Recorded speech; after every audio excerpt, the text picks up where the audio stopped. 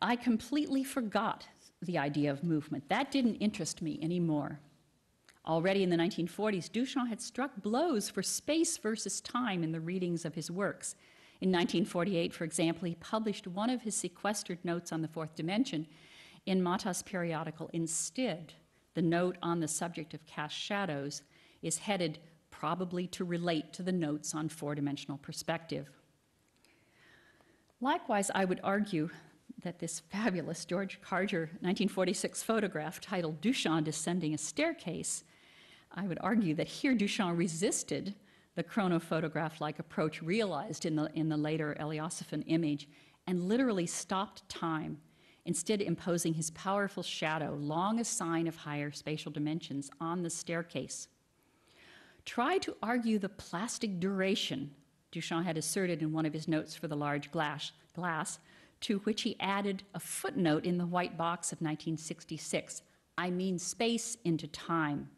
Here he was doing exactly, in this photograph, exactly the spatializing of time Bergson had railed against. The linear shadows, the plastic duration, the duration theme, evoking Bergson there in that note. The linear shadows of the Kachur photograph are also curiously suggestive of the lines Duchamp had strung in space at the 1942 First Papers of Surrealism exhibition, another important manifestation in his navigation of the world of space-time during the 1920s to early 1960s. Although Duchamp never embraced the art world's simple equation of space-time and kinetic art, there were aspects of relativity physics that could be seen as extensions of his earlier interests. Most prominently, Einstein had defined the geometry of space-time as non-Euclidean, that is, curved irregularly by the presence of matter. Non-Euclidean geometry was the other new geometry in the 19th and early 20th century, and had served, in fact, much more so than four-dimensional geometry, as a philosophical critique of the absolute truth attributed to Euclidean geometry. It was the irregularly curved spaces of non-Euclidean geometry that lay behind Duchamp's iconoclastic challenge both to the standard meter and to Euclid in the three standard stoppages of 1913-14. The stoppages also represented Duchamp's first use of thread or string, the thread or string he would employ repeatedly. Here in the waxed buttonhole twist, he dropped from the height of a meter to establish three alternative standards of measure. Beyond non-Euclidean geometry's presence in relativity theory, there were interpretations of the space-time continuum that actually emphasized its spatial, physical nature, subsuming time within space, as well as readings that curiously transferred to space-time qualities associated with the old ether of space. Like his friends Mata and Kiesler, Duchamp was well aware of the spatializing of time that was at the base of Minkowski's conception of space-time, and he seems to have engaged it playfully on occasion along with his friends. Mata's interest in figuring the geometry of non-Euclidean space-time in works such as The Vertigo of Rrose of 1944 was much closer to Duchamp's concern with the spatial fourth dimension than was the simple temporal motion of Moholy-Nagy. Already in 1939, André Breton had documented the interests of young surrealists, including Mata and Gordon Onslow Ford, in rendering, quote, the four-dimensional universe of Einstein. And in Duchamp's own 1949 entry on Mata for the catalogue of the Société Anonyme collection, he noted Mata's spatial orientation, writing that Mata, quote, followed the modern physicist in the search for his new space. Comparisons have been suggested between the linear elements in Mata's painting and Duchamp's 1942 installation, known as 16 Miles of String, although he apparently used closer to 1 mile. And here I am indebted to Louis Kachur's work on exhibition display very much in thinking about this, the basic ideas around this installation. I would suggest that, like Mata, both Duchamp and Kiesler, in his design for the Surrealist Room of Peggy Guggenheim's Art of this Century gallery, were responding to the non-Euclidean space-time continuum. Kiesler from the 1920s and his involvement with the Dutch Style group, and with Theo van Doesburg in particular, Kiesler had preached an architecture of what he called time-space, and like Van Doesburg and Duchamp, put a premium on space as opposed to time, as in his space house. So here is the space house. Also like Duchamp, Kiesler was rooted originally in ether physics, and the two may have enjoyed a private joke about the way in which the characteristics of the ether were often transferred to the spatialized model of Einsteinian space-time, transforming it into a new bearer of ethereal continuity.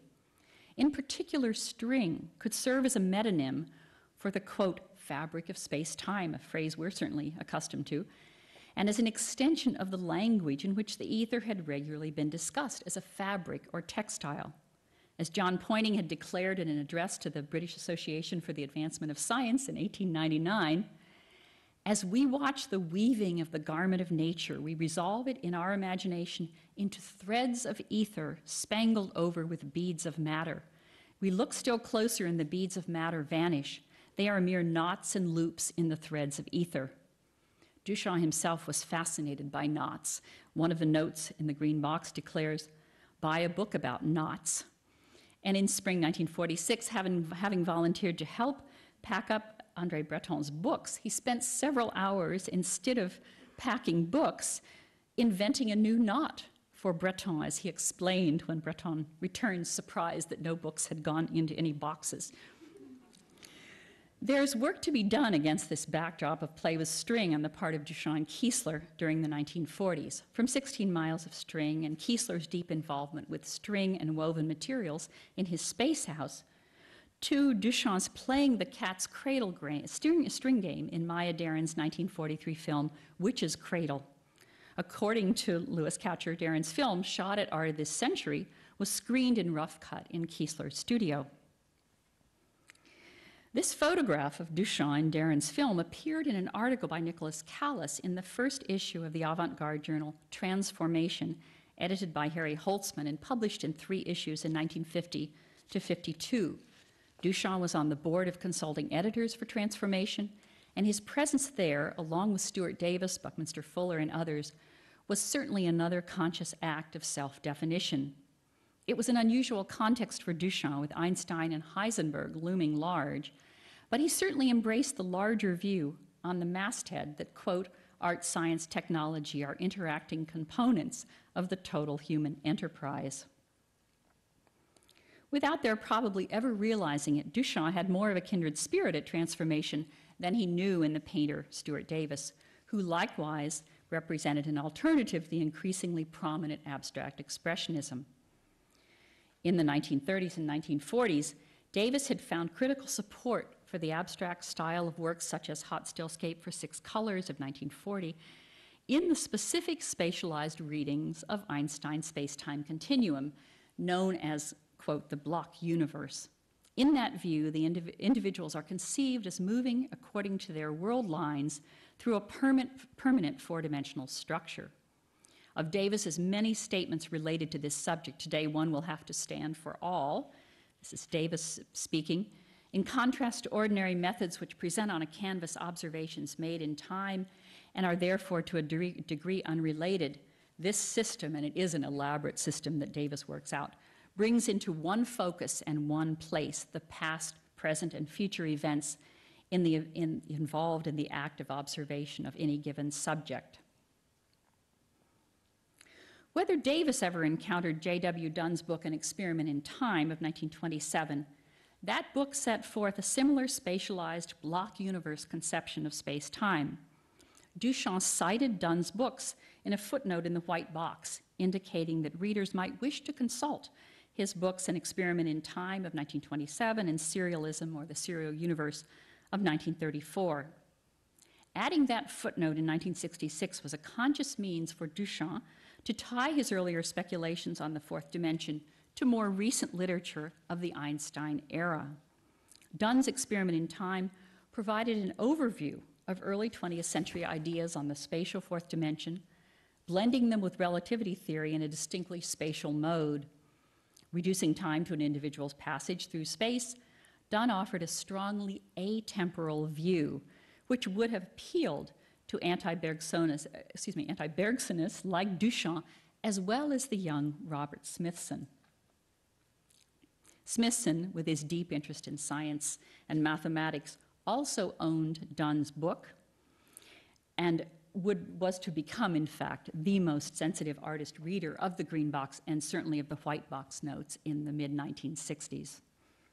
Very, very smart reader of Duchamp's notes because of his own interest in science, including thermodynamics. I think he's one of the few people who really gets the green box notes. Yet that level of understanding of Duchamp would be some time in coming, and in late December 1949, the artist had an experience that led him to resort to a metaphorical usage of the space-time continuum to express his frustration in the face of a complete misreading of his work. The trigger was a lengthy manuscript on his art written by Helen Freeman, you see here, a friend of Beatrice Wood, and his patron's friend also of the Walter and Louise Arensberg. Duchamp was clearly taken aback by Freeman's emotive, flowery, and highly personal reading of his art, which introduced a wide range of extraneous topics from the atomic bomb and the geography of the Grand Canyon to Zen Buddhism and the teachings of Mary Baker Eddy. More important, it's quite a mix. More importantly, Freeman often reversed exactly Duchamp's avowed commitment to intellect and precise thinking, as for example, when she asserted, quote, he delivers his evidence from the Mount of Revelation, naked of an intellection. His only light is his intuition. Couldn't be more reversed for this anti-Bergsonist, anti-intuition fellow. In the face of the multitude of problems with Freeman's text, Duchamp in his letter simply noted a few French language corrections and focused instead on politely conveying his dismay.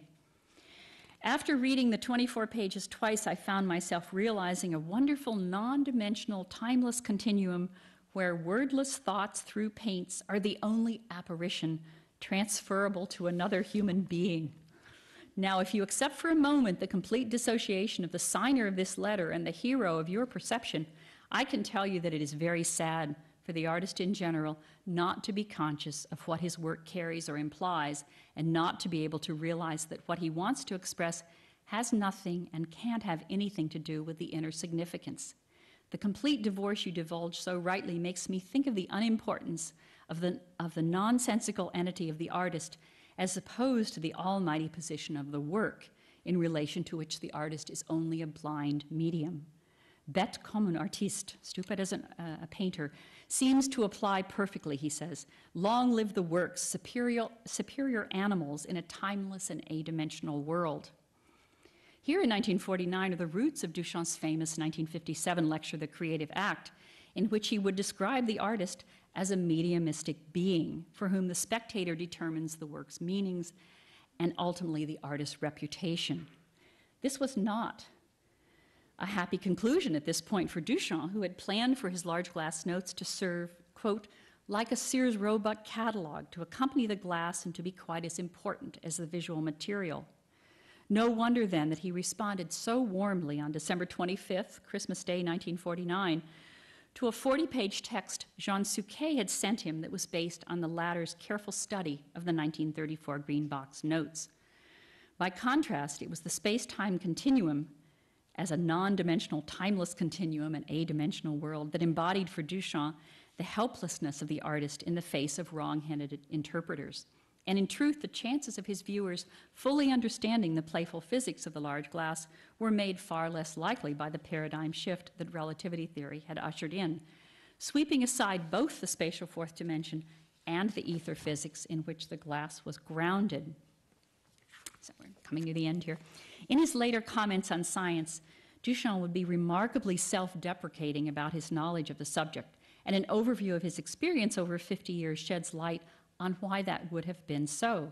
In the 1960s, science, the word science, no longer meant what it had meant in the teens, and it hadn't meant that for several decades. It was true, he didn't know much about the physics of relativity or of quantum theory, so his answers were honest ones. Moreover, his experience of the shifting of scientific paradigms from ether physics to relativity was graphic proof for him of the fallibility of scientific theories. As he told Calvin Tompkins in 1964, the word law is against my principles. Science is so evidently a closed circuit, but every 50 years or so, a new law is discovered that changes everything. I just don't see why we should have such reverence for science. And so I had to give another sort of pseudo explanation. I'm a pseudo all in all. That's my characteristic.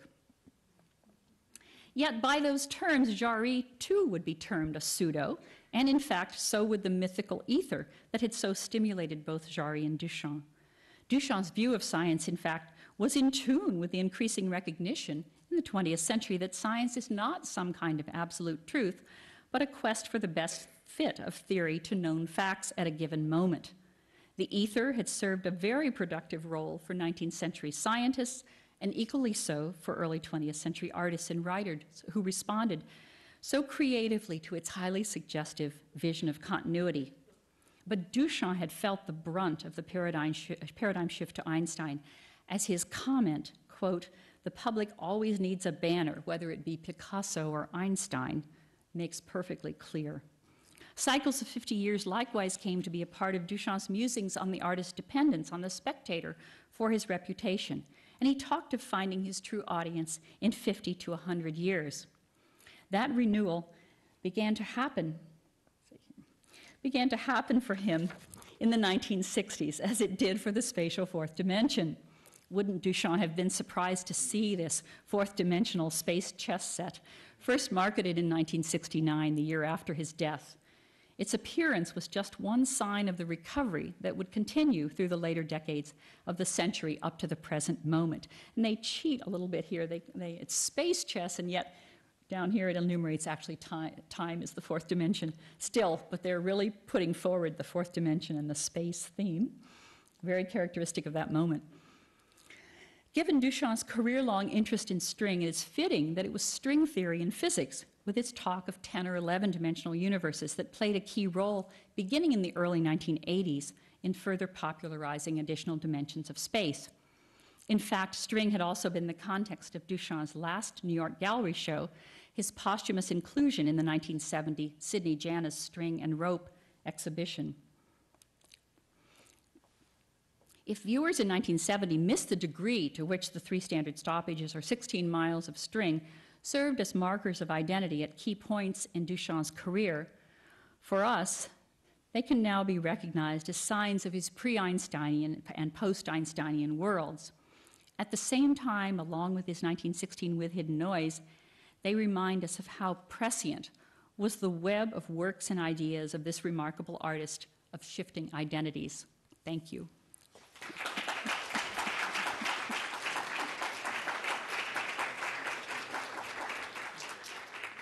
So I'm glad to answer questions, or we can do this during the coffee break. I know people are probably wanting their coffee. Is this on? Okay.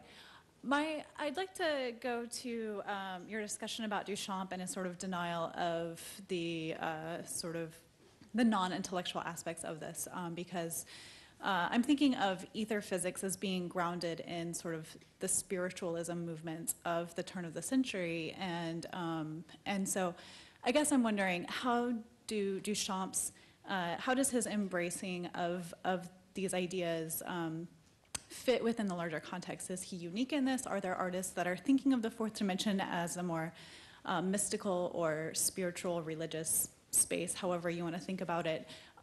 Or is this perhaps him looking back on his works with a shift to the fourth dimension as being time, and then therefore it becoming then increasingly scientific and intellectual, and so perhaps then retrofitting then his ideas after the fact? Okay, just to clarify, the ether was pretty much everything to everybody at the turn of the century. I mean, it's remarkable. It's just part of the standard worldview, and theosophists and others pick up upon it, and it's a wonderful vehicle for spiritual ideas, but it's a main theme in mainstream science. So it can be completely aspiritual. It's a physical fact people assume exists, this marvelous, impalpable medium connecting us all, flowing through our bodies. It's quite remarkable vision. That could be completely secular. And for Duchamp, I think it is secular. It's not, I mean, this is a fellow, I would say, never had a mystical moment in his life, even though he's very close to Kupka, who certainly does. And one of the interesting things about the turn of the century and in recovering the fuller sense of this culture is that as opposed to mysticism and spirituality, the occult in this period, which is engaging the ether, is people are priding themselves on kind of scientific occultism. And so there are plenty of fields of occultism in which Duchamp and alchemy would fall in that context, for example. Duchamp is interested in and engaging. They're just kind of seen as parallel routes for investigating this invisible, mysterious invisible reality in which everyone is immersed. So the gist of your question there, I think, to me, it's not a recasting so much as I think the interesting thing about the ether is that it has come back in a sense too. When people are talking about dark energy and dark matter and quintessence, it's a wonderful, I mean, it's an idea that was banished, although Einstein met such resistance when he said in 1905, the ether has no mechanical properties. Nobody really heard about his saying that till after 1919. And there was such resistance on the part of the public and many scientists. How can we exist if there's not an ether to hold us together? It's a concept that had really captured the imagination of the populace. And I think it really, for Kiesler, for Duchamp, this would have been a very kind of funny thing to be doing when this language is so metaphorical and rich and suggests itself. It's a way to respond to the new ideas, but have this private joke about the ether. So I didn't hear the very beginning of your question. I didn't hear the word you said. So the basis of or the key part of your question was about his recasting? Well, it was two-part. It was first wanting you to situate Duchamp's engagement with this material within the sort of turn-of-the-century spiritualist movement, okay. and whether Duchamp is unique in that, or whether other artists perhaps are interpreting this material in a more spiritual sense. And then the second part about the recasting. Okay, and I would say, we passed by the Baccioni quickly, but Baccioni in his 1914 treatise, the unique form of continuity in space is the ether, which is the sign of continuity, and he actually says that in the treatise. So that figure striding through, as if he's moving through water and leaving this trace, it is actually kind of ether drag that Baccioni is depicting, and it's that kind of, the way in which this concept opens up our understanding, I think, of early 20th century art is quite exciting. So, thank you. Thank you.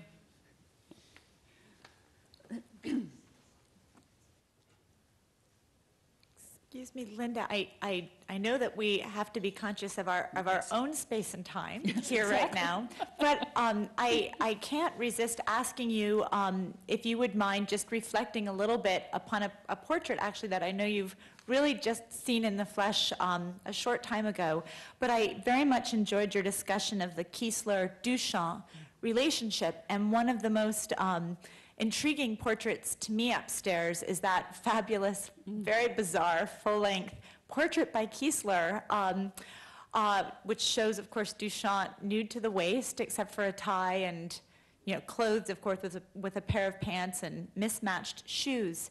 The drawing, as you know, carries out over 8 sheets of paper, and something that you got me thinking about that I had not thought about was the degree to which the breaks or the lines formed by the partition of the drawing into 8 pieces might in some way possibly be an analog to this idea of the string, which is crisscrossing through the first papers of surrealism.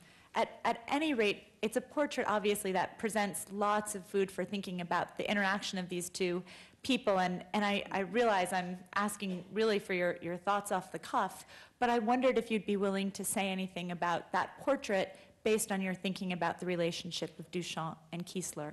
Right, and originally, actually, I was going to even allude to it in here, but it was plenty long, as it was.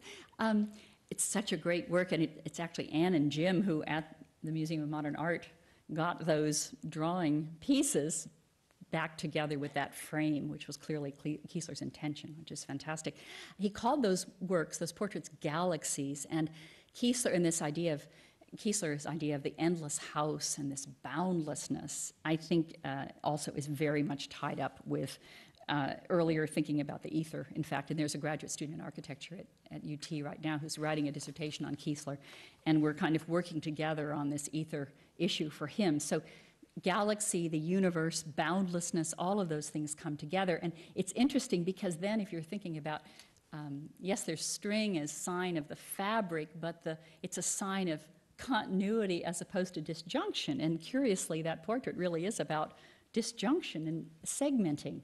So that remains a bit of a mystery for me, but the galaxy designation, and this is a space age as well, and that's certainly one of the things that drives this renewed interest in space itself and the fourth dimension of spaces. And so the galaxy, I mean, we owned a Ford Galaxy in the 1950s or 60s, and it's an important word at that point, signifying larger space, basically.